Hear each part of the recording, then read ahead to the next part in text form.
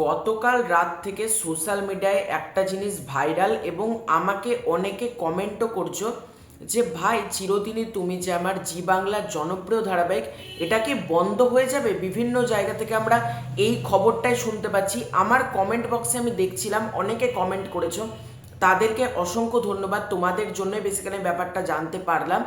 এবং তোমরা যে কমেন্টগুলো করছো এটা কোথা থেকে খবরটা বেরিয়েছে সেটা নিয়ে আজকের এই ভিডিওতে আলোচনা করব এবং সত্যিই কি এই ধারাবাহিকটা বন্ধ হয়ে যাবে সেটা নিয়েও আজকের এই ভিডিওতে আলোচনা করব এবং কি কি জিনিস করলে এই ধারাবাহিকটা তোমরা আবারও দেখতে পাবে সেটাও কিন্তু তোমাদেরকে আজকের এই ভিডিওতে জানাবো।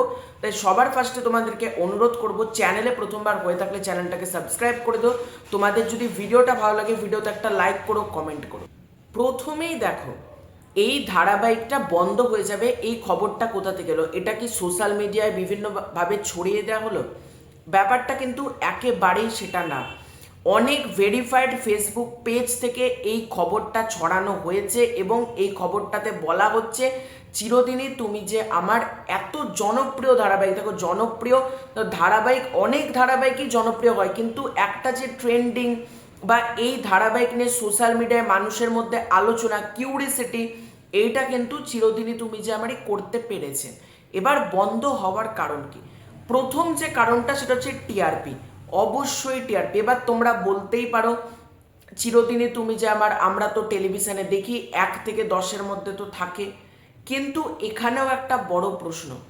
চ্যানেল কর্তৃপক্ষ যেটা ভেবে এই ধারাবাহিকটা শুরু করেছিলেন সেইটা কিন্তু পাচ্ছেন না তারা। কারণ জিতু দিতিপ্রিয়ার মধ্যে এই যে ঝামেলা, এটার কারণে দিতিপ্রিয়া রায়, তোমরা প্রত্যেকেই জানো, এই ধারাবাহিক ছেড়ে চলে গিয়েছেন এবং তার যারা ফ্যানেরা রয়েছেন তারা কিন্তু প্রতি মুহূর্তে এই ধারাবাহিক নিয়ে নেগেটিভিটি করছেন এবং চ্যানেল কর্তৃপক্ষ যারা রয়েছে তাদেরকে ট্যাগ করা হচ্ছে। এবং তোমরা যদি খুব ভালো করে দেখো, টিভিতে কোনো সিরিয়াল চলাকালীন লেখা থাকে আপনার যদি এই অনুষ্ঠানের বিষয়ে অভিযোগ থাকে এইখানে মেল করুন, এইখানে মেসেজ করুন। ভালো করে দেখবে, এরকম একটা কিন্তু বিজ্ঞপ্তির লেখা, এরকমভাবে কিন্তু বিজ্ঞপ্তি যায়। এবার সেইখানে দিতিপ্রিয়া রায়ের যারা অডিয়েন্স আছে, আমার কাছে এরকম খবর আছে, তারা কিন্তু রীতিমতো মেল পাঠাচ্ছে যাতে ধারাবাহিকটা বন্ধ হয়। এবার অনেক অডিয়েন্স কিন্তু এই ধারাবাহিক থেকে কুইট করেছে এবং এই ধারাবাহিকের কোথাও টালমাটাল একটা পরিস্থিতি। প্রথমে দিতিপ্রিয়া রায়, তার বদলে শিরিন পাল, তারপর একের পর এক এই যে নতুন নতুন চরিত্রদের এন্ট্রি করানো হলো, কিন্তু কোনো অবস্থাতেই কিন্তু এই ধারাবাহিকের টিআরপি বুস্ট করা গেল না। এবার পরবর্তী যেটা কথা সেটা হচ্ছে, দেখো, অনেকে বলে টিআরপির দরকার নেই, আমরা ধারাবাহিক দেখি, এটাই কিন্তু একটা চ্যানেল একটা ধারাবাহিককে টিকিয়ে রাখে বিকজ অফ টিআরপি। যে ধারাবাহিক বেশি রিটার্ন দিতে পারে, যে ধারাবাহিক থেকে তারা বেশি টাকা উপার্জন করতে পারে, একটা চ্যানেল কিন্তু সেই কন্টেন্ট বা সেই ধারাবাহিককেই কিন্তু লং লাস্টিং করে। এটা দেখেছি, এই টিআরপিটাই কিন্তু আসল ফান্ডা। টিআরপি আসে বলেই কোনো ধারাবাহিক 5 বছর চলে, টিআরপি আসে না বলে কোনো ধারাবাহিক 2 মাসে বন্ধ হয়ে যায়। সুতরাং চ্যানেল কর্তৃপক্ষ কিন্তু কোনোভাবেই তাদের লস কখনোই করবে না। এবার তোমাদের মধ্যে একটা কথা, জিতু কামালের তো এত অডিয়েন্স, তাহলে কি প্রবলেম? দেখো, এখানে প্রবলেম ঠিক না। তোমরা তো প্রত্যেকেই জানো জিতু কামাল সিনেমার নায়ক। এবার সে সিনেমার পাশাপাশি যখন ধারাবাহিক করছে, জিতু কামালের রেমুনারেশন কিন্তু অনেকটা হাই বাদবাকি টিভি সিরিয়ালের অ্যাক্টরদের থেকে। এটা প্রথম কথা তোমাদেরকে মাথায় রাখতে হবে। জিতু কামাল কিন্তু এমন একজন নায়ক যে কিন্তু জি বাংলাতে সর্বোচ্চ ফিস পান অ্যাজ অ্যাক্টর, টিভি সিরিয়ালের অ্যাক্টরদের থেকে অনেকটা বেশি হাই কিন্তু তার রেমুনারেশন। এবার তাকে যতটা রেমুনারেশন দিচ্ছে চ্যানেল কর্তৃপক্ষ লস করছে আমি একেবারেই কিন্তু বলবো না, কিন্তু চ্যানেলের আশা হচ্ছে এখান থেকে আমরা বেশি উপার্জন করব, সেইটা কিন্তু কোথাও গিয়ে হচ্ছে না। আর লাস্ট যেটা আমি শুনতে পাচ্ছি সেটা হচ্ছে এসভিএফ এর সাথে কিন্তু জি বাংলার কোথাও একটা সম্পর্ক খারাপ হয়েছে, একটা বিবাদ হয়েছে, অন্তর্দ্বন্দ্ব হয়েছে। সেই কারণেই কিন্তু এই ধারাবাহিক বন্ধ করে দেওয়া হবে এরকমই সিদ্ধান্ত নিয়েছে টিম। তার একটাই কারণ, দেখো, এসভিএফ হচ্ছে এই ধারাবাহিকের প্রোডাকশন হাউস। তারা যেটা বলছে চ্যানেল কর্তৃপক্ষ কিন্তু সেটা মেনে নিচ্ছে না।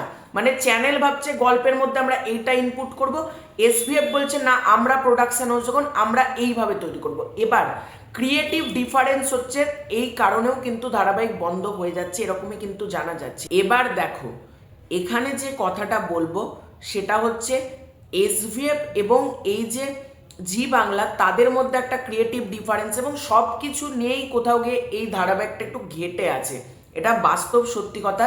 এবং এই ধারাবাহিক যে বন্ধ হয়ে যাবে এটা কিন্তু রিউমার না, মানে কেউ হয়তো ছড়িয়ে দিল এরকম কিন্তু না।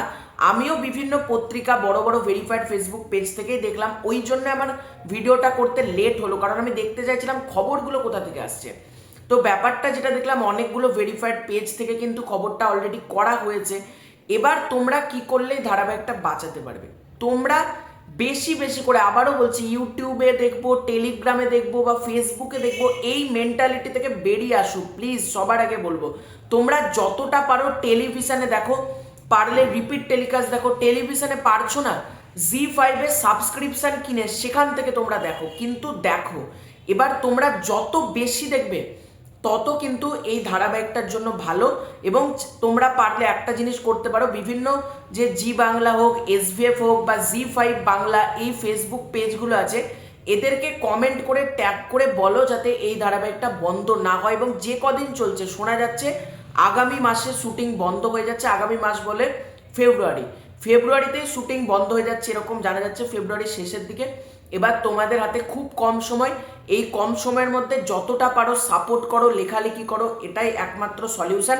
না তো তোমরা প্রত্যেকেই জানো, জিতু কামাল কিন্তু ক্লিয়ারলি জানিয়ে দিয়েছে তিনি আর কোনো ধারাবাহিকের পার্ট হবেন না।